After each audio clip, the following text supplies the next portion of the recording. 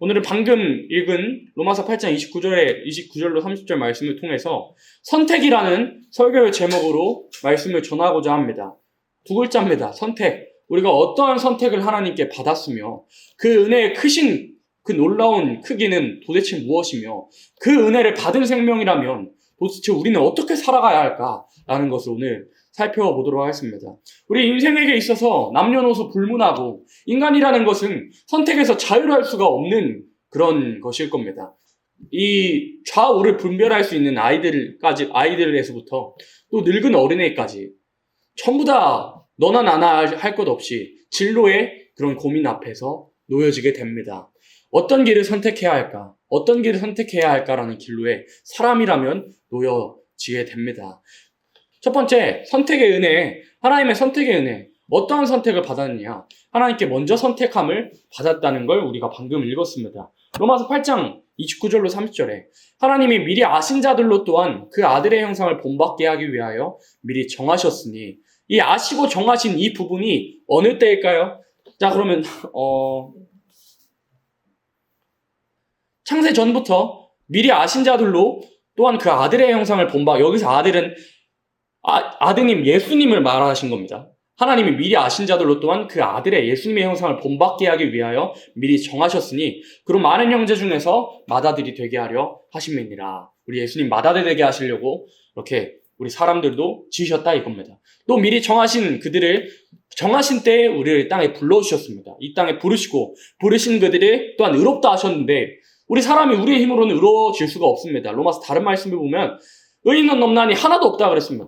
사람이 다 범죄했어요. 선악과 이후로 몸에 죄악이 찾아왔고 원죄가 찾아왔고 가인의 범죄로 말미암아서 아벨을 죽인 그 범죄로 말미암아서 자범죄가 찾아오게 되어서 사람은 누구나 의로운 사람이 없게 되었습니다만은 여기서 의롭다 하시고는 예수 그리스도를 믿는 생명마다 너는 의인이다, 의로운 사람이라고 인쳐주신 겁니다. 그래서 부르신 그들, 정하신 때에 이 땅에 불러오신 그들로 의롭다 하게 하시는 역사, 또 의롭다 하신 그들을 영화롭게 해주겠다라고 말씀하셨나요? 영화롭게 하셨느니라 이렇게 말씀하신 겁니다. 이미 우리가 여러분 영화롭게 사시고 계십니까? 영화롭게 하셨다 그랬는데 여러분 사는 삶이 영화로우십니까? 전혀 그런 게 아닐 겁니다. 삶에서 늘 해야 할 선택들도 많고요. 늘 받는 징계들도 있고 늘 받는 고난과 어려움들과 각자의 사정들과 각자의 어려운 일들과 각자의 고민되는 일들과 풀어나가야 할 문제들이 너무나 많습니다. 그러나 하나님께서는 영화롭게 하셨대요. 영화롭게 하셨대요. 다른 말씀, 요한일서 말씀에 보면 우리를 보좌 우편에 예수님 옆자리에 우리를 앉히셨대요. 근데 우리가 보좌에 앉아 있냐 이 말입니다. 하나님께서는 이걸 뭘 말씀하고 계시냐면 우리가 지금 영화롭게 살고 있지도 않고 예수님 보좌 우편에 앉지도 않았는데 하나님께서는 우리를 영화롭게 하신 것 같이 또 보좌에 앉히신 것 같이 우리를 여겨버리시겠다고. 이미 상 받을 사람은 정해져 있다고 이렇게 말씀을 이렇게 표현적으로 하신 겁니다. 로마서 9장 20절로 21절 한번 찾아볼까요? 로마서 9장 20절로 21절 바로 다음 장 넘기면 됩니다. 로마서 9장 20절로 21절 한번 찾아보도록 하겠습니다.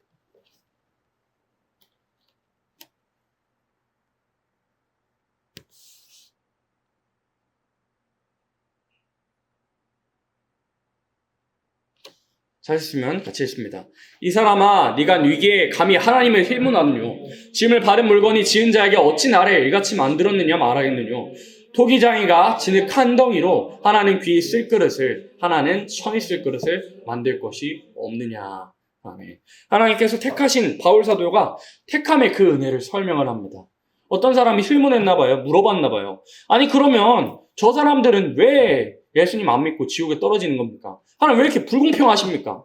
사람을 사랑한다고 하셨으면서 천지만물 사랑하시고 세상을 이처럼 사랑하사 독생자를 주셨으니 멸망치 않게 해주시겠다고 말씀하셨으면서 왜 저 사람은 지옥불에 떨어집니까? 라고 바울 사도한테 아마 질문을 했을 것 같습니다. 그랬더니 바울이 한 대답이 뭐였냐면 이 사람아 네가 네게 감히 하나님을 힐문하느냐?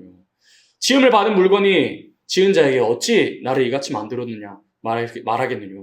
토기장이가 진흙 한 덩이 가지고 귀히 쓸 그릇, 예쁘게 쓸 그릇, 손님들에게 대접할 그릇, 또 하나는 막 쓸 그릇을 만들 권한이 없느냐고 물어봅니다. 하나님의 택하신 은혜가 이런 겁니다.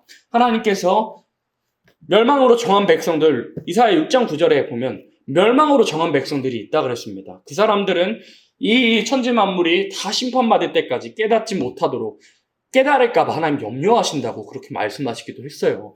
그러나 하나님께서 구원 주시기로 작정한 그 사람은 로마서 8장 마지막 절에 보면 누가 우리를 그리스도의 사랑에서 끊으리오 그랬습니다. 하늘에 있는 권세도 땅에 있는 어떠한 권세도 죽음도 칼도 기근도 어떠한 것도 하물며 천사들까지라도 우리를 향하신 그리스도의 사랑에서 우리를 끊을 수가 없다고. 우리를 택하신 자들을 향하여서는 한 번 택하신 사람을 하나님께서 끌고 가게 하십니다. 전적인 하나님의 은혜로 제한 속죄, 칼빈 오대교류 중에서 제한 속죄가 그래서 있죠. 하나님께서 사하여 주고 싶은 사람만, 죄를 사하여 주고 싶은 사람만, 택함을 주고 싶은 사람만 하나님께서 살리시는 그러한 은혜가 있는 줄을 우리가 알아야 됩니다. 그래서 우리가 받은 귀한 선택의 은혜 첫 번째는 무엇이냐? 하나님께 미리 창세전부터 영화롭게 될 것으로, 영화롭게 하나님과 동거동락하며 천국에서 누릴 것으로 우리를 먼저 선택해 주신 그러한 은혜를, 우리가 넘치는 은혜를 받았다는 것을 우리 여러분들 아시기를 바랍니다. 또 우리들은 이사야 43장에 보면은 말세 사명자의 특권입니다. 말세 사명자의 특권. 이사야 43장 보면은 우리는 어떠한 선택의 은혜 후보자들로 지금 부름을 받았냐면, 말세 사명자들 전사면 반이라는 기간 동안 1260일이라는 기간 동안 성경에서 말씀하신 법적인 기간 1260일 동안 예언을 하고자 할 때 그 예언하는 일에 참여하기 전까지 우리가 죄를 짓는 것이 현실이잖아요. 근데 죄를 지으면 죄의 삭은 뭐라 그랬어요? 사망이라고 했습니다. 사람이 죄 지으면 그 육신의 값이 죄의 값이 사망인데, 우리 하나님의 백성들, 말세 사명자로서 사용하실 사람들 죽어버리면 안 되잖아요. 그 죄의 값으로 사망으로 가면 안 돼 버리니까 하나님 어떻게 말씀하셨냐면, 구스와 스바 사람들, 그러니까 이방인들을 어차피 지금 죽어도 그만, 저때 죽어도 그만, 이때 죽어도 그만 하는 사람들을 우리의 생명의 값으로 다 갚게 하셨다고. 그러니까 내가 내 죄 때문에 죽어야 할 것들 있잖아요. 예를 들어 우리 신앙인이라면 알아야 됩니다. 자연재해가 함부로 일어나진 않습니다. 이 땅에 이뤄진 자연재해들 다 내 죄와 연관이 돼 있다는 것 또한 알아야 됩니다. 왜요? 이사야 43장에 보면은 우리의 죄악의 그 대가를 구스와 스바 사람들에게 속량물로 주었다 그랬습니다. 그러니까 구스와 스바 사람들, 이방인들에게 우리가 죄 지어가지고 그 죄의 값으로 사망으로 우리가 치닫아야 되는데, 우리는 하나님께서 사용하셔야 하는 거로 이방인들에게 그 죄의 값을 담당시키셨다고. 우리 일어나는 모든 일들을 통해서 우리 자기 자신을 성찰하기도 하고 돌아보기도 하는 그런 것들도 또한 있어야 됩니다. 그런 은혜, 내가 죄의 삭수로 당장 내가 죽어야 할 것을 구스와 스바 사람들로, 이방인들로 그 죄의 값을 담당시키시고 나를 사용하시겠다고 말씀하신 그러한 넘치는 은혜를 우리가 받았습니다. 두 번째는 예수님께서 시험 중에서도 우리를 택해 주셨습니다. 예수님 시험 받으면서 우리를 택해 주셨습니다. 마태복음 4장 1절로 11절 말씀 같이 읽습니다. 마태복음 4장 1절로 11절 말씀 같이 읽습니다. 그때 예수께서 성령에게 이끌려 마귀에게 시험을 받으러 광야로 가사 40일을 밤낮으로 금식하신 후에 줄이신지라. 시험하는 자가 예수께 나와서 가로되 네가 만일 하나님의 아들이거든 명하여 이 돌들이 떡덩이가 되게 하라. 예수께서 대답하여 가라사대 기록되었으되 사람이 떡으로만 살 것이 아니요 하나님의 입으로 나오는 모든 말씀으로 살 것이다. 이에 마귀가 예수를 거룩한 성으로 데려다가 성전 꼭대기에 세우고 가로되 네가 만일 하나님의 아들이거든 뛰어내리라. 기록하였을 때 저가 너를 위하여 그 사자들을 명하시리니 저희가 손으로 너를 받들어 발에 돌에 부딪히지 않게 하리라 하였느니라. 예수께서 이르시되 또 기록되었을 때 주 너의 하나님을 시험치 말라 하였느니라 하신대. 마귀가 또 그를 데리고 지극히 높은 산으로 가서 천하 만국과 그 영광을 보여 가로되 만일 내게 엎드려 경배하면 이 모든 것을 내게 주리라. 이에 예수께서 말씀하실 때 사단아 물러가라. 기록되었을 때 주 너의 하나님께만 경배하고 다만 그를 섬기라 했느니라. 이에 마귀는 예수를 떠나고 천사들이 나와서 수종드니라. 아멘. 예수님께서 시험 중에도 우리를 선택하셨습니다. 김상진 찬양 중에 너를 선택한다, 그 가사가 이 이야기거든요. 어떤 이가 세상을 다 준다 그래도 나는 너를 선택한다는 그 가사 여러분 아시잖아요. 어떤 이가 세상을 다 준다 해도 나는 너를 선택한다. 너를 선택한다, 이 가사가 마태복음 4장에서 나왔습니다. 예수님 40일 동안 굶으셨거든요. 40일 동안 굶으셨는데 얼마나 배고프겠어요. 우리 현진이는 몇 끼 굶으면 배고파져요? 한 끼만 굶어도 배고파지고 예민해지고 짜증나죠. 그렇죠. 그럼 우리 현진이 옆에서 웃고 있는 우리는 몇 끼 굶으면 좀 힘들어지고 예민해집니까? 듣기부터 힘들어지고 예민해진다고 합니다. 저야 뭐 금식을 하기도 하니까 3일 금식하기도 하고 그 이상은 저도 빈혈이 와가지고 그 이상은 못하기도 하는데 사람이 저도 3일 금식하면 힘들고 어지럽고 근육통도 와가지고 걷기도 힘들거든요. 근데 예수님 40일 굶으셨습니다. 헌진이는 한 끼만 굶어도 예민해지고 짜증이 나는데 우리 예수님은 지금 40일 굶은 상태에서 마귀가 와가지고 어떻게 말했냐면 마귀가 와가지고 예수님 금식하고 배고픈 상태에서 와가지고 이 돌들이 떡덩이가 되게 하라. 네가 만약 하나님의 아들이거든 이 돌들이 떡덩이가 되게 하라 하면서 예수님을 시험하는 그러한 일이 있었습니다. 근데 예수님께서 성경에 분명히 이렇게 기록되어 있거든요. 사람이 시험받는 건 사람 죄 때문에 그런 거래요. 욕심에 이끌려서 그런 거래요. 근데 예수님 죄가 있으십니까? 없으십니까? 죄가 없으십니다. 근데 예수님 왜 받으셨냐면 완전한 사람이신 동시에 예수님께서 성도들의 모본을 보여주시려고 시험을 받으신 겁니다. 성도들에게 너희들 시험 받을 때는 나처럼 말씀으로 이겨내야 한다라는 표본을 보여주시기 위해서 예수님 시험 받으셨다는 걸 인지하고 계셔야 됩니다. 예수님 죄 있어서 시험 받으신 게 아니라 우리에게 모본을 보여주시기 위해서 모범적인 시험 답변을 보여주시기 위해서 예수님 시험 받으셨는데 첫 번째 시험은 뭐였냐면 하나님의 아들이어든 돌들로 떡이 되게 하라고 시험한 건 당신은 하실 능력이 있으니까 말씀을 중심하지 않는 기적이라는 것은 마귀를 이길 수 없고 공의의 법과 맞지 않는다는 것을 보여주신 겁니다. 예를 들어 능력이 있다 그래도 이 돌들로 떡을 바꿀 능력이 있다 그래도 말씀을 중심하지 않는 기적과 표적은 공의의 법에 절대 맞지 않는다는 것을 예수님께서 친히 보여주시면서 말씀으로 물리쳤습니다. 그래서 예수님께서 뭐라고 말씀하셨느냐? 사람이 떡으로만 살 것이 아니요 하나님의 입으로 나오는 모든 말씀으로 살 것이라 하였느니라고 하고 말씀으로 첫 번째 시험을 이렇게 통과를 하셨습니다. 두 번째는 어떤 시험이냐면 말씀의 칼을 혼선시키는 그런 시험입니다. 성경 말씀 보니까 에베소서 4장 말씀에 보면 하나님의 말씀은 칼이래요. 하나님의 말씀은 칼이라고 그렇게 표현하거든요. 두 번째는 말씀의 칼을 혼선시킨 겁니다. 여기서 가로되 네가 만일 하나님의 아들이어든 뛰어내리라 했을 때 기록하였을 때 저가 너를 위하여 그 사자들을 명하시리니 저희가 손으로 너를 밭대로 받아 발이 돌에 부딪히지 않게 하리로다 하였느니라. 이 말씀이 어느 말씀이냐면 시편 91편 11절로 12절에 거기에 기록되어 있는 말씀인데 이 말씀이 응해지는 시기가 어느 시기냐면 은혜 시대에 적용되는 말씀이 아니라 환난과 재앙의 날에 당신이 사랑하시는 사람을 절대로 보호해 주시겠다는 그런 약속의 말씀이거든요. 환난과 재앙의 날에 포함되는 말씀인데 예수님 시험 받을 당시에 환난과 재앙의 날이었습니까? 아니었습니다. 그래서 예수님께서 두 번째 시험은 말씀의 칼을 혼선시키는 시험이었는데 그래서 예수님께서 어떻게 시험 답변을 내셨느냐면 기록되었을 때 주 너의 하나님을 시험치 말라 하였느니라 하신대 이렇게 하면서 시험을 또 통과시키셨습니다. 세 번째는 뭐였냐면 마귀가 마지막 시험으로 내 앞에 한번 절해봐라. 그럼 모든 영화를 내게 주겠다 하는 타협적인 사상을 침투시키는 시험을 예수님에게 마지막 시험으로 던져줬습니다. 우리가 이런 마지막 시험에 사실 많이 걸리기도 할 겁니다.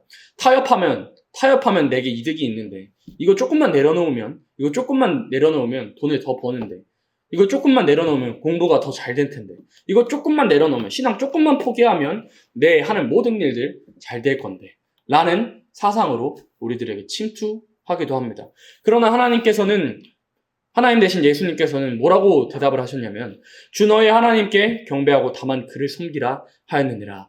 하나님 섬기는 일을 조금도 내려놓을 수 없다는 그런 타협할 수 없는 절개 있는 신앙을 예수님께서 미리 모범으로 보여주신 겁니다. 그래서 우리 삶 속에서도 이런 것들이 필요합니다. 예수님 그렇게 40일 굶으신 중에서도 배고프신 중에서도 힘드신 중에서도 돌들로 떡되게 하라는 시험 통과하셨고요. 또 뛰어내리라는 그런 말씀의 칼을 혼선시키는 시험도 예수님께서 통과하셨고요. 타협적인 사상을 침투시키는 그런 예수님 육신적으로 너무나도 힘든 상황 속에서도 이 세 가지 시험을 다 뚫고 우리를 선택하셨습니다.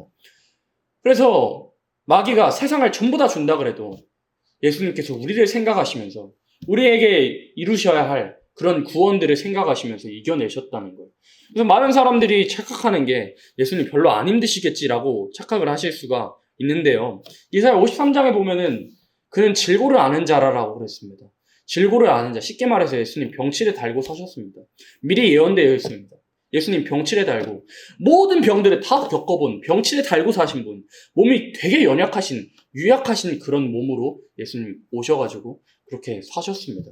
그렇게 유약하신 몸으로 병치레 달고 계신 몸으로 40일 굶으시고 이 시험을 견디면서 우리를 생각하시면서 우리에게 이루셔야 할 구원을 생각하시면서 이 시험 또한 예수님 견디고 나아가셨던 겁니다. 그래서 두 번째는 시험 중에도 우리를 생각하셔서 선택하셨다는 거예요. 우리를 선택하셨다는 거예요. 어떤 이가 세상을 다 준다 그래도, 마귀가 세상을 다 준다 그래도 오직 우리를 생각하시면서 우리들을 생각하시면서 그 시험을 견뎌냈다는 걸, 우리가 그 은혜를 받았다는 걸 알아야 됩니다. 세 번째는 고난 중에도 선택하셨습니다. 마태복음 26장 36절로 39절입니다. 같이 읽습니다. 이에 예수께서 제자들과 함께 겟세마네라 하는 곳에 이르러 이에 이르시되 내가 저기 가서 기도할 동안에 너희는 여기 앉아 있으라 하고 베드로와 세베대 두 아들을 데리고 가실세 고민하고 슬퍼하사 이에 말씀하시되 내 마음이 심히 고민하여 죽게 되었으니 너희는 여기 머물러 나와 함께 깨어 있으라 하시고 조금 나아가서 얼굴을 땅에 대시고 엎드려 기도하여 가라사대 내 아버지여 만일 할만하시거늘 이 잔을 내게서 지나가게 하옵소서. 그러나 나의 원대로 마옵시고 아버지의 원대로 하옵소서 하시고 아멘. 십자가 지시기 전에 성찬하시고 감람산에서 기도하실 때 하나님 자체이신 당신이지만 당신을 위하여가 아니라 아버지의 뜻을 이루기 위한 이런 기도를 또한 선택을 해주신 것은 우리의 기도 생활의 표본이 됩니다. 첫 번째 37절로 38절에서 마음의 고민이 심한 중에 예수님께서도 마음의 고민이 얼마나 심하겠어요. 인간의 죄악 때문에 고통을 느끼는 그러한 마음에서 남을 살리고자 하는 마음이 불같으신 예수님. 이사야 53장에 기록된 대로 할 것 같으면 그가 자기 영혼에 수고한 것으로 만족함을 여기실 것이라고 하신 대로 당신의 양떼가 죄악으로 쓰러져가는 것을 볼 때 당신의 마음이 상하고 슬프고 고민이 되신 겁니다. 그래서 죄악이라는 것이 하나님의 아들을 죽게 만들고 하나님 당신을 슬프게 한다는 걸 우리 신앙에는 알아야 합니다.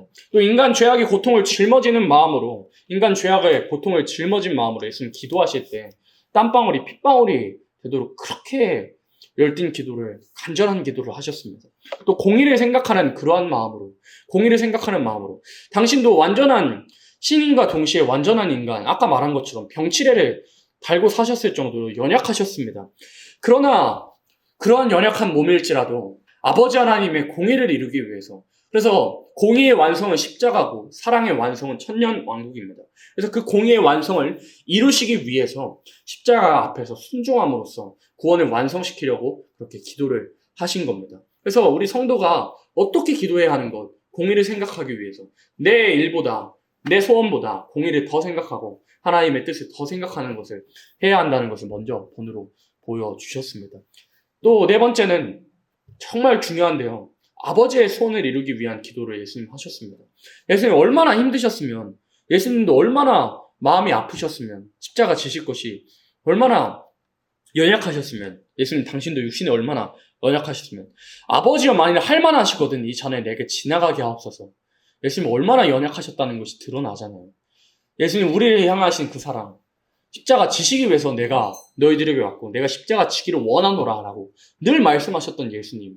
그러나 그 예수님도 만일 할만하시거든 이 잔을 내게서 옮겨달라고 하실 정도로 그렇게 연약하신 예수님이셨습니다. 그렇게 연약하신 예수님이셨습니다. 그러나 예수님께서 마지막 기도의 결론을 맺으십니다. 나의 원대로 마옵시고 아버지의 원대로 해달라고. 오직 아버지의 뜻만을, 아버지의 손을 이루기 위한 그러한 기도를 예수님 보여주셨습니다. 그래서 예수님 다 누구 때문에 돌아가셨습니까? 이게 다 누구 때문일까요? 한번 가르쳐 봅시다. 손가락으로 한번 자, 헌진이는 은주를 가리키고 은주는 헌진이를 가리키고, 자, 그 손가락을 자기 가슴에 한번 가리켜 봅니다. 다 나 때문에 돌아가셨습니다. 다 나 때문에. 이게 다 누구 때문에 돌아가셨을까? 옆에 있는 헌진이도 은주도 헌정이도 아니고 다 나 때문에 돌아가셨습니다. 내 죄 때문에, 내 손으로, 내 발로, 내 머리로, 생각으로, 마음으로, 입술로, 귀로 범죄한 그것 때문에 예수님 돌아가셨는데, 예수님이 또 선택하신 부분이 있습니다. 예수님 골고다 언덕 올라가실 때 우리의 죄악이 얼마나 무거웠으면 예수님 몇 번 넘어지셨을까요? 두 번 은주 땡입니다. 한 번 넘어지셨습니다. 예수님 한 번 넘어지셨거든요. 골고다 언덕 올라가시다가 한 번 푸석 넘어지셨습니다. 그 십자가의 무게가 한 75kg라고 주장하는 사람들도 있고, 그 무게가 얼마나 정확히 되는지는 모르겠습니다만은 약 75kg라고 그렇게 말합니다. 예수님 채찍질 이미 당한 상태였고, 매도 당한 상태였고, 신문도 이미 길게 당한 상태였습니다. 예수님 새벽에 잡히셔서 그 낮이 될 때까지 예수님 신문 엄청나게 많이 당하셨습니다. 그 뼈 조각이 달려진 채찍으로 진짜 수백 대를 맞으시면서 이미 예수님 녹초가 되신 그 상태에서 십자가 지시려니까 얼마나 힘이 드셨습니까? 힘이 드셨겠어요. 그 십자가 지시면서 골고다 언덕 올라가시다가 우리의 죄의 그 십자가의 값이, 죄의 값이 얼마나 무거웠으면, 내 지은 죄가 얼마나 흉악했으면 예수님 넘어지셨습니다. 풀썩 주저앉으셨습니다. 그러고 예수님 다시 일어나실 때 무슨 생각하시면서 일어나셨을까요? 근육 신경 세포에 하나하나 힘 줄 때마다 지금 내가 이렇게 주저앉으면 안 되는데, 내가 지금 주저앉으면 살려야 할 헌진이도, 은주도, 헌정이도, 여기 앞에 계신 강성훈 형제님도 또 살려야 할 많은 생명들 살려내지 못하는데 하면서 예수님 그 우리의 죄악 때문에 우리 죄악의 무게가 넘어져서 쓰러지시고 다시 일어나실 때 여러분들의 얼굴을, 또 여러분들의 이름을 근육세포의 힘 하나하나 주면서 여러분들의 이름과 얼굴을 생각하시면서 일어나셨을 겁니다. 우리가 그러한 넘치는 사랑을 받았다는 걸 우리 신앙인은 알아야 됩니다. 고난 중에도, 예수님 그 고난 중에도, 기도하는 중에도 예수님 당신도 얼마나 힘드셨으면 할 수 있거든 내게서 잔을 옮겨달라고 하시면서도 마지막에는 결국 아버지의 뜻대로 되길 원한다고, 또 뼈자국 달린 그 채찍질로 정말 이미 녹초가 된 그 상태에서 십자가 지시면서 우리의 죄값이 얼마나 무거웠으면 넘어지신 그 상태에서도 풀썩 주저앉고 계신 것이 아니라 일어나시면서 우리들의 이름을, 우리들의 얼굴을 생각하시면서 살려야 할 당신의 자녀들 생각하시면서 다시 십자가의 길로 선택하여 걸어가셨다는 걸, 우리가 그러한 사랑을, 넘치는 사랑을 받았다는 것을 이번 시간 기억하시길 바랍니다.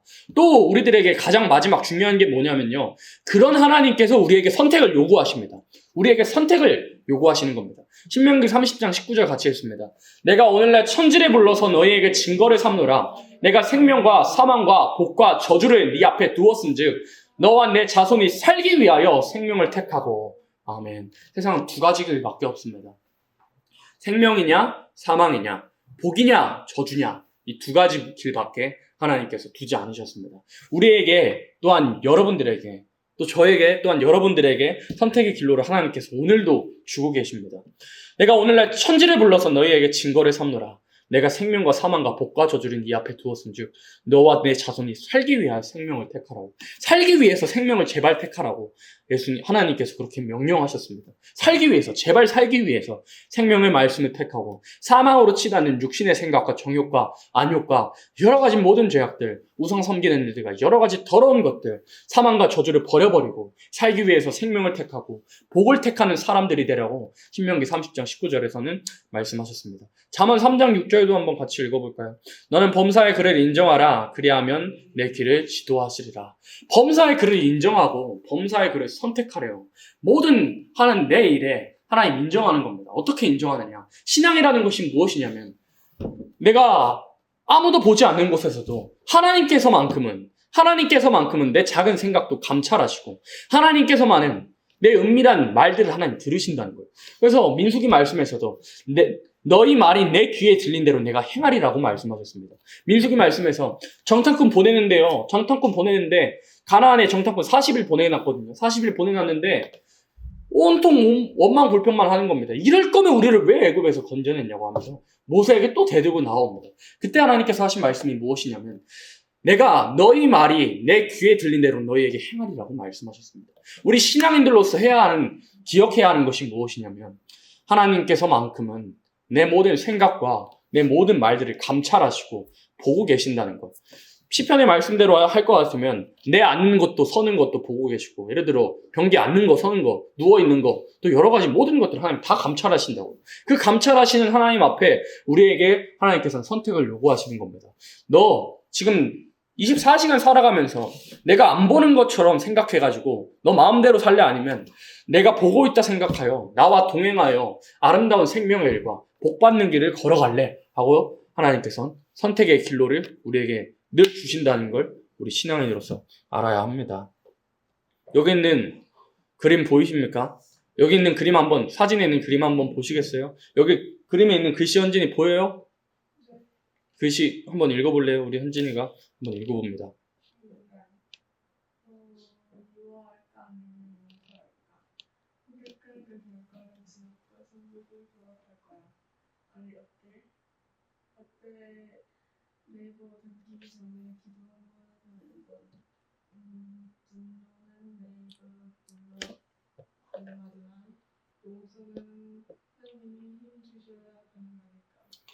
이와 같이 뭐 레버 2개 있는 것처럼 우리가 날마다 선택의 길로에 놓여져 있습니다. 예를 들어 이 그림처럼 내가 분노할까 용서할까, 내가 죄 지어버리고 잠깐의 쾌락으로 오랜 기간 징계의 길을 걸어갈까, 아니면 잠깐 오는 잠깐의 쾌락 또 정욕을 참아가지고 영원한 생명의 길로 들어갈까 하는 그런 귀한 선택의 순간들을 우리 눈으로 경험하기도 합니다.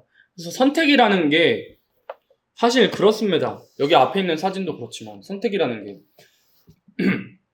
많은 사람이 있는 곳 가는 게 좋은 선택인 것 같지만 제일 좋은 선택이 뭐냐면 아무도 가지 않는 길이라 해도 하나님께서 인도해 주시는 길이 좋은 길이고 형통이고 좋은 선택이라는 걸 알 수가 있습니다.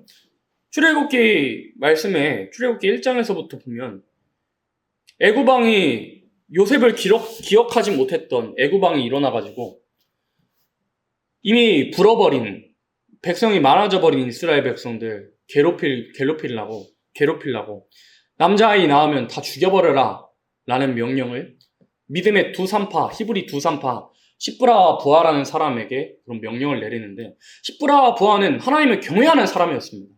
하나님을 경외하는 사람이어서 그때 애굽왕의 말을 듣지 않았거든요. 근데 그 당시 애굽왕이 어떤 권력이 있었냐면 말 한마디면 자기 목숨 날아가는 것이 파리 목숨 날아가는 것보다 더 쉬웠습니다. 파리는 잡기 그래도 귀찮은데 사람 그냥 칼 한번 갖다 대면 끝이니까. 그런 상황에 있었는데 애굽왕의 명령을 무시합니다. 왜요? 하나님이 더 두려우신 줄 알았기 때문에. 그 결과가 어떻게 되었느냐면 그 당시의 결과는 어떻게 됐을까요? 더 좋아졌을까요? 더 좋아졌겠죠? 하나님 경외했으니까. 아니요, 더 안 좋아졌습니다. 아니, 애굽왕 말 안 들으니까 바로 어떤 명령을 내리냐면, 야, 그러면 전 국민한테 지금 선포해라. 두 산파가 내 말 안 듣네. 야, 그러면 전국에 명령 선포해가지고 남자아이 낳거든 하수로 다 버려버려라. 더 던져 죽여버려라 하는 더 악법이 발표되게 되었습니다. 하나님 말 잘 들었는데요, 더 안 좋은 일이 벌어지게 됐습니다. 근데 그 일로 어떻게 되었느냐면 잠시 안 좋은 것처럼 보였지만 결국 하수로 던져버려가지고 죽이라는 그 명령 때문에 모세라는 사람이 하나님 앞에 이 애굽왕 바로의 딸, 그 공주에게, 애굽왕의 공주에게 길러지게 되는, 그 40년 동안 왕자 교육을 받게 되는 하나님의 놀라운 섭리가 이뤄질 수 있는 그런 길이 되었습니다. 그리고 그 집은 어떻게 되었냐면 그 두 산파의 집과 가정은 더 흥황하게 되었다고 그렇게 말씀하고 있습니다.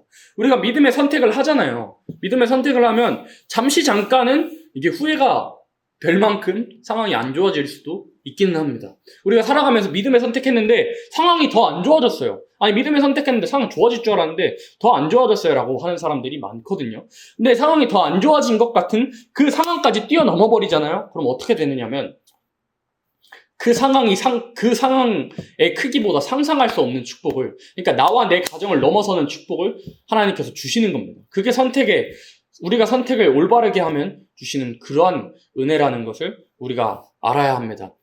또 룻도 마찬가지고, 룻과 나오미도 하나님의 그 언약의 말씀을 그 어려움보다 의지해가지고 다윗을 낳아서 예수 그리스도의 계보에 들어가게 되는 일도 있었습니다.